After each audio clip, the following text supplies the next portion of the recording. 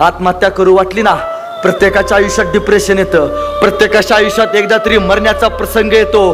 काही होतं, गाडी काढायची, 2 ठिकाणी जायचं, फक्त 2 ठिकाणी. महाराजांच्या रायगडावरती जायचं, आत्महत्या करू वाटल्यावरती महाराजांच्या समाधीपाशी बसायचं. त्या दगडात आपला बाप राहतोय, त्या बापाकडे एकदा बघायचं, महाराजांना मनापासून सांगायचं आयुष्यात आलेली संकट. तो राजा अनेकांना जगण्याची प्रेरणा देऊन गेलाय, तुम्हाला सुद्धा जगण्याची प्रेरणा देऊन जाईल. आणि ज्या दिवशी सगळे विरोधात गेलेत, सगळी माणसं नाती गोती सगळी विरोधात गेलेत, सगळी आपल्या वरती मारायला उठलेत ना, त्या दिवशी फक्त एकदा वडू बुद्रुक तुळापूरला संभाजी महाराजांच्या समाधीपाशी जायचं आणि त्या इंद्रायणीला विचारायचं, सांग इंद्रायणी, कसा लढला संकटाशी माझा संभाजी राजा.